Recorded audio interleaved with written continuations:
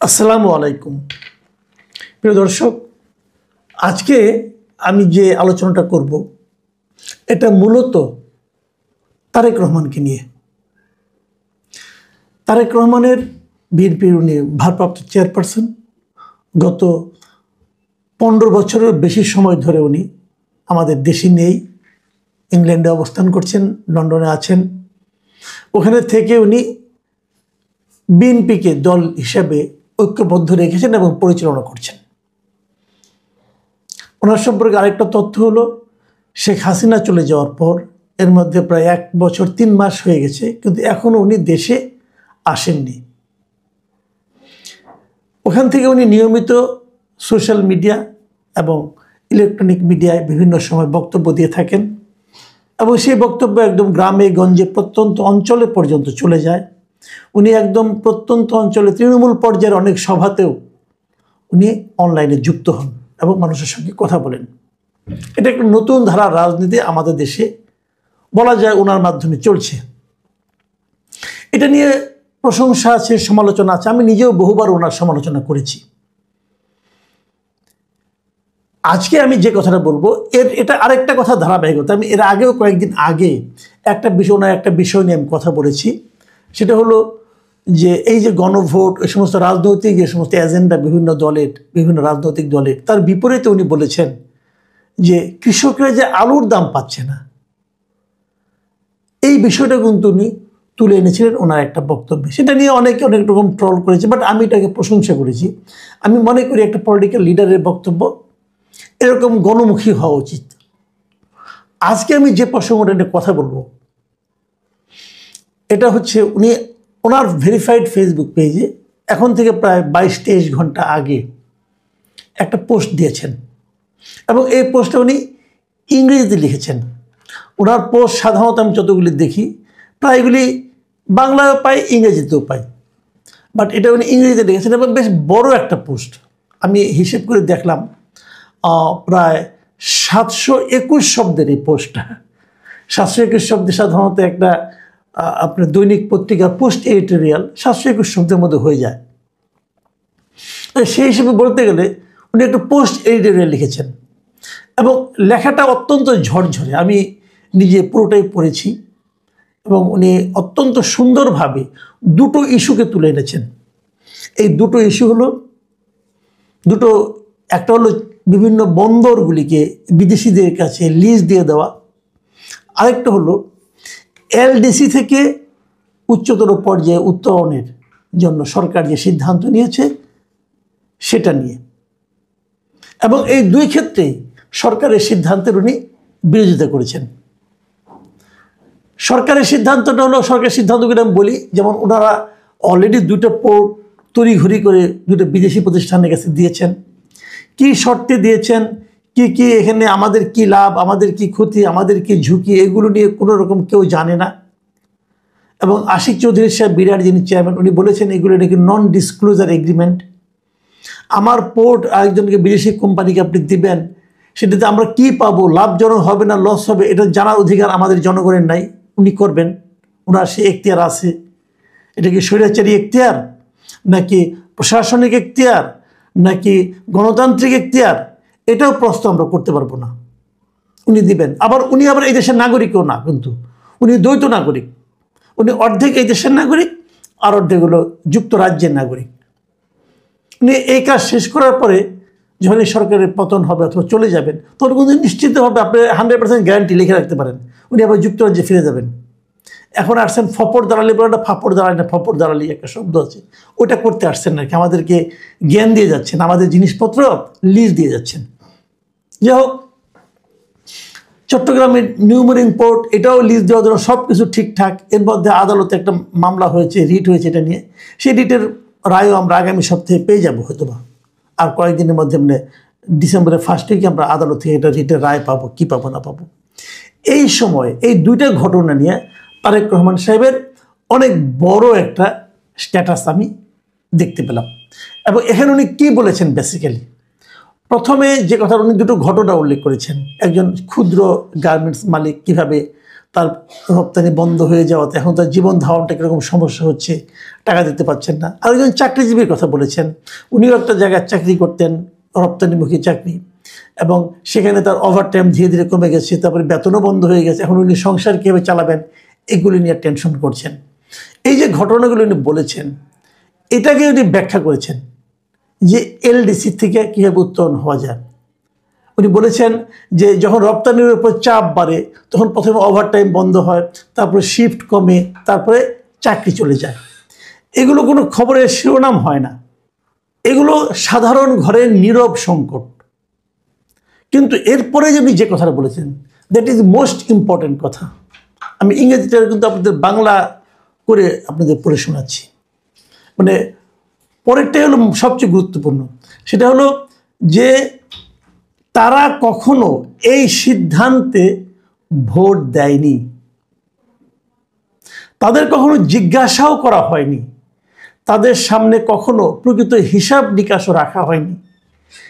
এ কারণেই বাংলাদেশের এলডিসি থেকে উত্তরণের বিতর্কটি সরকারি বিবৃতি যতটা সহজ করে দেখায় তার চেয়ে অনেক বেশি গুরুত্বপূর্ণ। আমি যদি ইংরেজিতে বলি, উনি কি বলে লিখেছেন, they never voted on that decision, they were never asked, they were never shown the real numbers.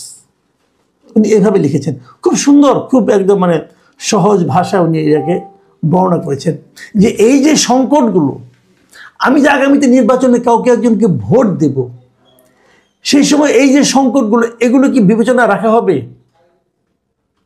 যারা এই সংকটে পড়েছে তারা কি জানতে পারবে এই ভোট দিলে সেই সংকট থেকে কতটুকু বাঁচবে? অথবা সরকার যখন বলছে যে আমরা আগামীতে এলডিসি থেকে উত্তরণ ঘটাবো আমরা, তখন তারা কি এটা ঘটলে যাদের সমস্যা হবে কিংবা হবে না তাদেরকে জিজ্ঞাসা করে? তো বেসিক পয়েন্ট হলো এটা। আপনারা জানতে চান, অনেকে, আমি যে আলাপ করছি আমি শিওর অনেকে জানেন না আসলে এলডিসি জিনিসটা কি। এলডিসি যদি আমি অ্যাব্রিভিয়েশন করি, এটা লিস্ট ডেভেলপমেন্ট কান্ট্রি, মানে স্বল্প উন্নত দেশ, এটা হলো এলডিসি। তো স্বল্প উন্নত দেশ থেকে আমাদেরকে উত্তরণের জন্য, উপরের স্তরে যাওয়ার জন্য একটা প্রস্তাব আছে। এটা আগে সরকার এটা নিয়ে অগ্রসর করেছিল। আমরা আগে ছিলাম অনুন্নত দেশ, সেখান থেকে স্বল্প উন্নত দেশ, সেখান থেকে উন্নত দেশ হবো আমরা। এটা এরপরের স্টেপটা বলা হয় এলডিসি গ্র্যাজুয়েট। আমরা এলডিসি গ্র্যাজুয়েটের দিকে যাচ্ছি আর কি। তো জাতিসংঘের একটা প্রস্তাব হলো যে আগামী বছর 2026 সালের নভেম্বর মাসে আমরা এলডিসি থেকে এলডিসি গ্র্যাজুয়েট হয়ে যাব। তারেক রহমান এই ব্যাপারে বলেছেন এই কারণে যে এই সরকার সিদ্ধান্ত নিয়েছে, হ্যাঁ আমরা তাই করব। তারা এই সিদ্ধান্তের কথা জাতিসংঘকে জানিয়ে দিয়েছে। এখন প্রশ্ন হলো যে এতে সমস্যাটা কোথায়? কেন তারেক রহমান আপত্তিটা করলেন? আপত্তি করেছেন এ কারণে যে যখন আপনি এলডিসি থেকে এলডিসি গ্র্যাজুয়েট হয়ে যাবেন, তখন কি হবে? তখন তারা ধরে নেবে আপনি একটা আর অতটা স্বল্পোন্নত নয়, আপনি এখন বেশ উন্নতি করেছেন। যখন উন্নতি করেছেন, স্বল্পোন্নত দেশগুলো কি হয়, যেহেতু তারা স্বল্পোন্নত দেশ, তারা কিন্তু অনেক দেশের অনেক আন্তর্জাতিক ঋণ পায় কম সুদে। আপনার সে কম সুদ আর থাকবে না। আপনি অনেক জায়গায় পণ্য রপ্তানি করার সময় বিনা শুল্কে রপ্তানি করতে পারেন, অথবা অল্প শুল্কে রপ্তানি করতে পারেন। আপনি সেই সুযোগটাও হারাবেন। আবার লাভও আছে। লাভটা কি? লাভটা হলো এই যে আপনার মান মর্যাদা বাড়বে। আপনি পাবলিক কাছে বলতে পারবেন, বিশেষ যেখানে যাবেন বলতে পারবেন আমি আর এলডিসি কোম্পানি, এলডিসি না, মানে লিস্ট ডেভেলপমেন্ট কান্ট্রি না, আমরা এখন এলডিসি গ্র্যাজুয়েট হয়ে গিয়েছি। অতএব আমাদের এখানে মানুষের অর্থনৈতিক অবস্থা খুব ভালো, তোমরা আসো, এসে আমাদের এখানে বিনিয়োগ করো, আমাদেরকে ঋণ দাও, সুদ বেশি হোক, আমি ঋণ শোধ করতে পারবো যেহেতু আমার টাকা আছে। এগুলো তো এই লাভের চেয়ে ক্ষতি কি বেশি না লাভ বেশি, এটা নিয়ে আলোচনা চলতে পারে। তারেক রহমান কিন্তু ওই কথাটাই বলেছেন যে এলডিসি থেকে এলডিসি গ্র্যাজুয়েট হলে পর যারা এফেক্টেড হবে তারা কি জানে যে সরকার এরকম একটা সিদ্ধান্ত নিচ্ছে? তাদের কি বলা হয়েছিল যে এই সিদ্ধান্ত আমরা নিতে যাচ্ছি, তোমাদের কি মতামত? জিজ্ঞাসা তো করা হয়নি।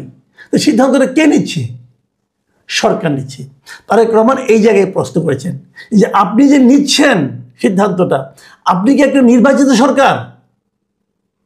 আপনাকে কি জনগণ ম্যান্ডেট দিয়েছে এই সমস্ত সিদ্ধান্ত নেওয়ার জন্য? আপনি তো একটা অন্তর্বর্তীকালীন সরকার। আপনি অন্তর্বর্তীকালীন সরকার হিসেবে নতুন একটা রেগুলার গভর্নমেন্ট আসবে, তাদের কাছে দায়িত্ব হস্তান্তর করে চলে যাবেন। তো আপনি কেন এই সমস্ত মৌলিক সিদ্ধান্ত নিচ্ছেন যা নেওয়ার এখতিয়ার আপনার নেই? ঠিক এটাই কিন্তু উনি বলেছেন, একই কথা বলেছেন পোর্টের ব্যাপারে, বন্দরের ব্যাপারে, যে আপনি যে বন্দর আয়োজনকে দিয়ে দিচ্ছেন, আপনি কি কারোর সঙ্গে আলাপ করেছেন অথবা এটা কি দেওয়ার আপনার অধিকার আছে? অধিকার তো নেই। আপনি এইটা আপনি কার কাছে জবাবদিহি করছেন? আপনি তো জবাবদিহি করছেন না। এই জায়গায় কিন্তু উনি বলেছেন যে, ওনার কথা পড়ে শোনায় আপনাকে, এই লেট মি ভেরি ক্লিয়ার, উনি ক্লিয়ার করেছেন যে আমি পরিষ্কারভাবে বলি, এটি ব্যক্তি বিশেষ বা কাউকে আক্রমণ করার বিষয় নয়, এটি প্রতিষ্ঠানকে রক্ষা করা এবং সেই নীতিকে রক্ষা করা যে সিদ্ধান্তগুলো ভবিষ্যতে দশক গঠন করবে, সেগুলো এমন সরকারের নেওয়া উচিত যারা জনগণের কাছে জবাবদিহি করে। জনগণের কাছে জবাবদিহি কে করে? অন্তর্বর্তীকালীন সরকার জনগণের কাছে জবাবদিহিতা করে না, তারা কাউকে কিছু বলে না, তারা স্বাধীন। তো তারা কি এই সমস্ত সিদ্ধান্ত নিতে পারে? পারে না। প্রিয় দর্শক, উনি বলেছেন, কিন্তু আমি ওনার শেষ আরেকটা বক্তব্য পড়ে শেষ করি। উনি বলেছেন কেউ বলছে না যে আমরা এলডিসি থেকে উত্তরণ করব না, ওনার বক্তব্য, বা আমাদের বন্দর সংস্কার করা উচিত নয়। দাবি আরো সহজ এবং মৌলিক, একটি দেশের ভবিষ্যৎ সেই সরকার দ্বারা স্থির হওয়া উচিত নয় যেটি জনগণ নির্বাচন করেনি। একদম বেসিক কথা। কিন্তু আমি এটা আগেও বলেছি, কয়েকদিন আগেও, যে আশিক চৌধুরী সাহেব যে 30 বছর 22 বছর 32 বছরের জন্য যে পোর্টটাকে লিজ দিয়ে দিলেন, এই লিজ দেওয়ার তো কোনো এখতিয়ার নাই। কারণ যখন নাকি যদি দেখা যায় যেটা ভালো হয়নি, ওকে তো আমি ধরতে পারবো না। তাকে কি আমি ধরতে পারবো? তাকে আমি ধরতে পারবো না। এই জিনিসটা কিন্তু আপনাকে ভাই মাথায় রাখতে হবে। উনি ঠিক এই কথাটাই কিন্তু বলেছেন। আমি মনে করি যে আমার কেন যেন মনে হচ্ছে যে এই জায়গাটাতে বোধহয় সরকারের সঙ্গে বিএনপির একটা বিরোধ তৈরি হয়েছে, এবং সেই বিরোধটা আমি খুবই লজিক্যাল মনে করি। সরকার যে কাজগুলি করছে সবার কাছ থেকে সমর্থন পেয়ে পেয়ে এই সরকার এক ধরনের আস্কারা পেয়ে গেছে। তারা যেভাবে চালাচ্ছে, যেভাবে চলছে, এইটা চলার পদ্ধতি না। যেটা তাদের অধিকার নাই সেটা তারা করছে। এবং এটা করছে কেন? তারা, আমি আগেও বলেছিলাম, তারা একটা মিশন নিয়ে এসেছে, তারা সেই মিশন ফুলফিল করছে। এবং তারেক রহমান প্রথমবারের মতো খুব দৃঢ়ভাবে উনি যে প্রতিবাদটা করেছেন, এই জন্য ওনাকে আমি ধন্যবাদ জানাচ্ছি।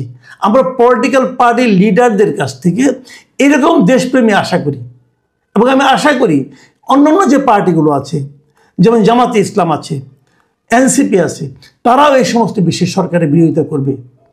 যে সরকারের যা করার এখতিয়ার নেই তা তারা করতে যাচ্ছে কেন, এগুলো থামানো দরকার। এবং যারা এই পেছনে আছে, যারা কলকাঠি নাড়ছে, তাদেরকেও সামনে নিয়ে আসা দরকার। আপনি অজুহাত দিবেন যে G2G এর চুক্তি ডিসক্লোজ করা যাবে না, এই সমস্ত ফালতু কথা বলে কোনো লাভ নেই রে ভাই। G2G কি? আপনি ডেনমার্ক এবং সুইজারল্যান্ডের সঙ্গে চুক্তি করছেন, আপনি কি গভর্নমেন্টের সঙ্গে করছেন নাকি ওখানকার বেসরকারি প্রতিষ্ঠানের সঙ্গে করছেন? আপনি বেসরকারি কোম্পানির সঙ্গে করছেন। তো কোম্পানির সঙ্গে করা চুক্তি G2G হয় কীভাবে? আমাদেরকে হাইকোর্ট দেখাচ্ছেন আপনি? হাইকোর্ট দেখাবেন না ভাই, প্লিজ। এইগুলি ঠিক না। এবং আমি মনে করি যে প্রত্যেকটা পলিটিক্যাল পার্টির এখন সামনে এগিয়ে আসা উচিত। কেন এগিয়ে আসছেন না আমি জানি না, কিসের বিনিময়ে এগিয়ে আসছেন কিনা আমি জানি না। এর আগে দেখেছি আনু মোহাম্মদ, আবদুল্লাহ সাইদের মতো ব্যক্তিরা এই সমস্ত বন্দর টন্দর নিয়ে বেশ আন্দোলন করতো, হরতাল তারা ডাকছিল একবার। এখন তারা কেন চুপ করে আছেন তাও জানি না, সবই রহস্য লাগে। প্রিয় দর্শক, এ ধরনের রহস্যের সমাধান হোক এই কামনা করি। এখন এ পর্যন্তই। আল্লাহ হাফেজ।